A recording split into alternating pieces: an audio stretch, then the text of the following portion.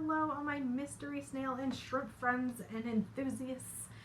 Today, I wanted to talk to you a little bit about our very first clutch that the snails laid. A clutch is the snail's little egg sac. It has all the eggs in it. All this terminology, you guys. All of it. So there's so much terminology. I found a few videos on YouTube. Specifically lavs snails, I believe is what it's called. L-A-V, lavs snails. Amazing channel. She's so sweet. She opens all of her videos with, hello my snaily friends, or welcome my snaily friends, and the whole thing feels like a meditation. Like, she just talks so calmly. She has lots of really good advice. I adore her and her videos. So anyway, I got a lot of my tips and tricks from her. So as you know, if you've seen any of the previous videos, don't worry, we have a bigger tank. Oh, hello, new people. I'm raising 1 million snails in a 5-gallon. No, we are setting up a 20-gallon. I'm brand new to all of this whole entire world. Growing up, we didn't have tanks and shrimp and snails and all that stuff. We had a dog. So, anyway, this is the little starter tank that was only supposed to have 1 mystery snail in it. It has 3. It's too much. There's a few little shrimpies in there helping with cleanup. But turns out our ivory is a male and the 2 purples are females. So needless to say, this last week or so has been crazy. Like, I wake up every other morning and there's a new clutch because both of the females are laying. So the very first clutch, I'll show you. It's our little baby. It was laid on February 19th. I know I won't remember any other clutches dates, but this one is special. I hope it makes it. Oh, I'll show you my little incubator. Then the second one was laid 2 days later. The third one was laid last night, and it's actually behind the filter. So tomorrow I'll try and pull it off to get it incubated because I don't want it falling into the tank, and I don't want any baby snails in this 5-gallon tank. So anyway, it's in the back. You can't see it. Behind the hanging filter. I don't even think my fingers are, I don't even think I can get up in there. But anyway, here's our little makeshift incubator, little Tupperware container or Rubbermaid or whatever, with a lid. We poked little holes, probably can't even see it. Poked little holes in the lid. I tried just using scissors, but I wanted actual round holes. You can kind of see it there. See it? I wanted actual bigger holes, so we used a little X-Acto knife and made some holes like that in the lid. See all that humidity? That's good. So I'm hearing humidity and temperature, nice warm temperature is what you need for these little snaily things. So I have a damp but not wet towel on the top here. Damp but not wet. So just kind of, you know. And then underneath I have a dry paper towel. Let's see. This was the first one. Like, which one was first? The chicken or the egg? The egg. Cool. Okay. So I was looking on the paper towel just to make sure it was nice and white. I did hear that if it's red underneath, like a little red gooey stain, your clutch is a dud and you should probably just throw it out before it starts stinking. So anyway, nothing underneath. This was laid on a little ledge. Isn't that cute? Like, it was laid up underneath the little ledge of the tank. So when I pull it off, I had to kind of pull it down and out.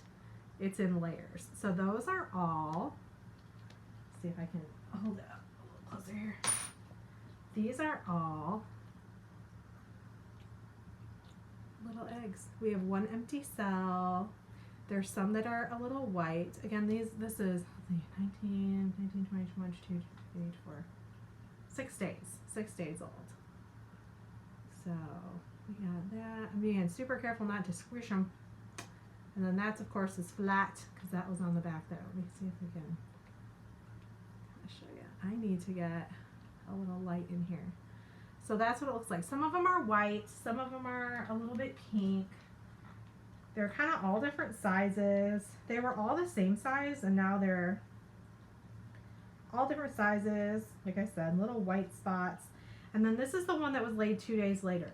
Now this one I accidentally knocked, you can see the little, we're all learning. Don't come at me. You can see the little cells that are empty there. I was cleaning the tank before I pulled it off, and I accidentally knocked it with my knuckles. So I got a couple of them. The rest of them look pretty good. This one is 3 days old. Do a little math. And you can already see some differentiation in the size of the egg cells. Like I said, there's some empty ones there where I knocked it. And again, this one was laid on a ledge. So we've got some nice little layers. There's kind of a little ledge going up on the side, so it was like here. And I had to pop it off, pull it down, and out. So, super, super cute. There's what it looks like. There's some white spots I see already. Again, already day 3, I'm seeing some couple different white spots, some good differentiation of cell size, all of that good stuff. So, underneath the dry paper towel, I'll show you what we got here.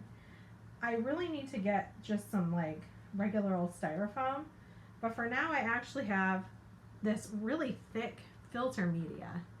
I have a giant roll of it. We're using it for the filters, obviously. So it's like it's a 3-layer filter media, and it's nice and dry up on top. It's a nice little pillow, and the bottom is just a little moist. It's not soaking through by any means. At the very bottom, I have a soaking wet couple paper towels that I dipped in the tank water, squeezed out, and put in here even while it was still dripping. This gets changed out every day. I haven't changed this out yet, and I've actually never seen anyone use a filter media sponge, and I was kind of worried about using it because I was like, it's a sponge, it's going to soak up the moisture from the bottom and get wet. It's not at all. It's not at all. So, wet tank water paper towel, your filter media sponge, your dry paper towel, your clutch or clutches, and your kind of damp but not wet paper towel on the top.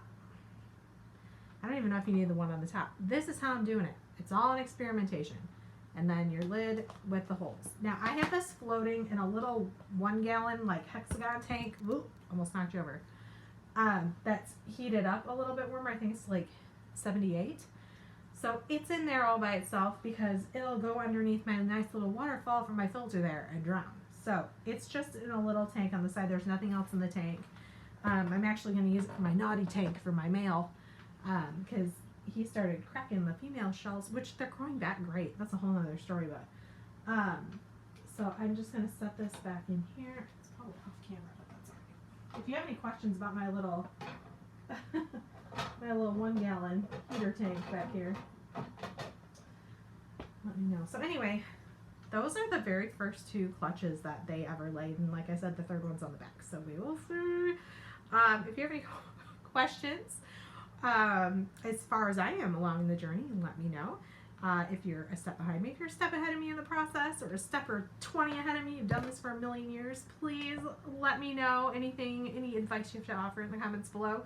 I love that we're all here kind of helping each other out through the process and seeing what I'm doing, what you're doing, what's working, what's not working, and just having fun and enjoying these gorgeous animals. I will see you again soon. Thank you so much. Thank you, and please like and subscribe. Okay, bye.